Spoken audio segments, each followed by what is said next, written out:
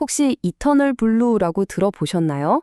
이름은 참 아름답지만 사실 이건 역사상 가장 파괴적인 사이버 무기 중 하나의 이름입니다. 오늘 바로 이 무기를 저와 함께 샅샅이 해부해 보려고 합니다. 2017년 5월, 전 세계가 그야말로 디지털 팬데믹에 휩싸였습니다. 영국 병원에선 수술이 줄줄이 취소되고 스페인 통신사는 아예 먹통이 됐어요. 전 세계 수많은 기업 컴퓨터 화면에는 끔찍한 메시지가 떴죠.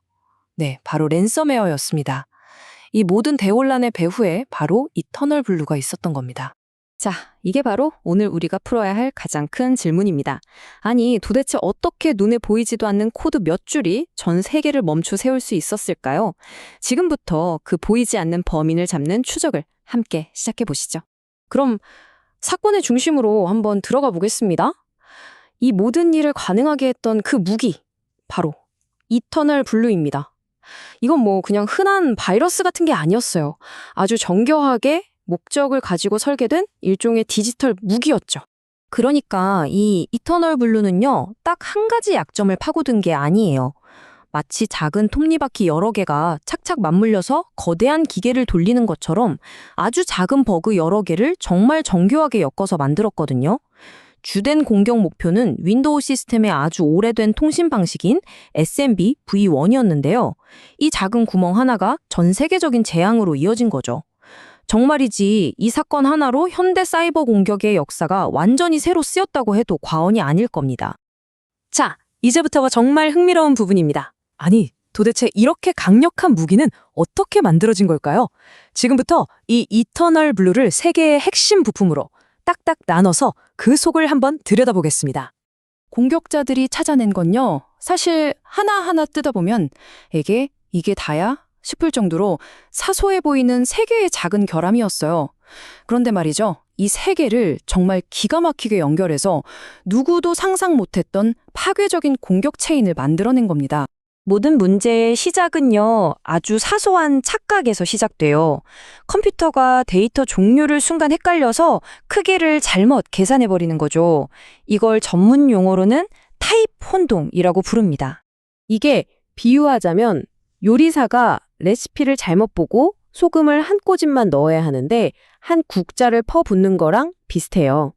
바로 이 사소한 실수가 시스템 내부에 아주 불안정한 틈새를 만들고 다음 공격을 위한 완벽한 발판을 마련해주는 셈이죠. 자, 두 번째 조각은 시스템이 데이터 구조를 잘못 읽어버리는 실수입니다. 설계도를 잘못 보고 엉뚱한 곳에 벽을 쌓는 거랑 똑같다고 보시면 돼요. 이걸 파싱 오류라고 합니다. 이건 뭐랄까, 우체부가 커다란 택배 상자를 작은 편지함에 억지로 막 쑤셔 넣는 상황이랑 비슷해요. 바로 이 오류 덕분에 공격자는 아까 만들어둔 그 불안정한 틈을 타고 들어가서 자기가 원하는 데이터를 전혀 엉뚱한 곳에 쏙 집어넣을 수 있게 되는 겁니다. 그리고 마지막 결정타입니다. 데이터가 자기한테 주어진 공간을 넘어서 옆 칸까지 침범해버리는 현상, 바로 이게 10 오버플로우입니다. 마지막 결정타죠. 컵에 물을 따르는데 계속 따르다 보면 결국 넘치잖아요. 그래서 옆에 있던 중요한 서류를 다 적셔버리는 바로 그런 상황이랑 똑같아요. 이렇게 넘쳐흐르는 데이터를 이용해서 공격자는 시스템의 가장 핵심적인 영역에 자기 코드를 덮어씌울 수 있는 그야말로 막강한 힘을 얻게 되는 거죠. 자, 그럼 여기서 드는 궁금증.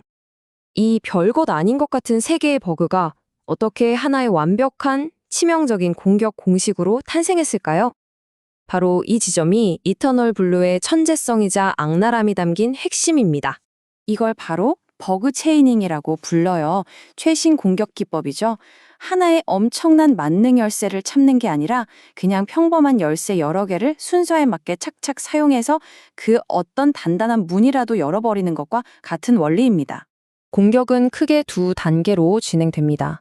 먼저 첫 번째랑 두 번째 버그를 이용해서 컴퓨터 메모리 구조를 살짝 비틀어요. 그렇게 해서 공격 코드가 들어갈 자리를 미리 만들어두는 거죠. 일종의 사전 작업, 밑그림을 그리는 단계라고 할 수 있습니다. 그리고 이제 준비된 무대에 결정적인 한 방을 날립니다. 세 번째 버그, 즉 오버플로우를 이용하는데요. 이게 그냥 마구잡이로 데이터를 쏟아붓는 게 아니에요. 마치 외과 의사가 레이저로 수술 부위를 정확히 조준하듯 메모리의 특정 지점을 아주 정밀하게 타격하는 거죠. 정말 소름 돋는 정밀함입니다. 그리고 대망의 마지막 단계는 바로 길 안내판을 바꿔치기 하는 겁니다. 컴퓨터의 CPU한테 자, 다음엔 이리로 가세요 하고 알려주는 이정표가 있거든요. 바로 이 함수 포인터라는 이정표의 목적지를 슬쩍 자기네 악성 코드가 있는 주소로 바꿔치기 해버리는 겁니다. 그 결과는요? 말 그대로 파국이죠. 이제 이 시스템의 주인은 완벽하게 바뀐 겁니다. 컴퓨터는 아무런 의심도 없이 공격자의 모든 명령을 시스템 최고 권한으로 수행하는 충실한 하인이 되어버린 거죠. 완전한 장악입니다. 자, 그렇다면 이 몇 년 전 이야기가 오늘날 우리에게 주는 교훈은 뭘까요? 이터널 블루는요, 사이버 위협이 지금 이 순간에도 어떻게 진화하고 있는지를 보여주는 아주 중요한 나침반 같은 역할을 합니다. 가장 큰 변화는요, 바로 공격의 규모와 속도가 달라졌다는 점입니다. 요즘은요, 특정 국가의 지원을 받는 거의 군대나 다름없는 해킹 그룹들이 이 경쟁에 뛰어들었어요. 그러다 보니 새로운 취약점이 발견되면 이게 공격 무기로 만들어지기까지 걸리는 시간이 정말 말도 안 되게 짧아진 거죠. 상황이 이렇다 보니 공격자들의 표적도 자연스럽게 바뀌었습니다. 예전에는 보안 기능이 계속 강해지는 개인 PC를 주로 노렸다면 이제는 상대적으로 보안은 좀 허술한데 한번 뚫렸다 하면 회사 전체가 마비될 수 있는 곳, 바로 네트워크의 가장 바깥 관문인 방화벽이나 VPN 같은 엣지 게이트웨이를 집중적으로 노리고 있는 거죠. 공격 기술 자체도 거의 닌자처럼 은밀해졌어요.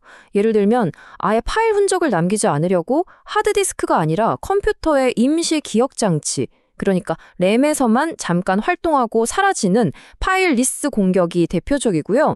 아니면 아주 정상적인 프로그램인 척 몰래 숨어들어서 보안 시스템의 눈을 완벽하게 속이는 JIT 후킹 같은 정말 고도의 위장술까지 동원되고 있습니다.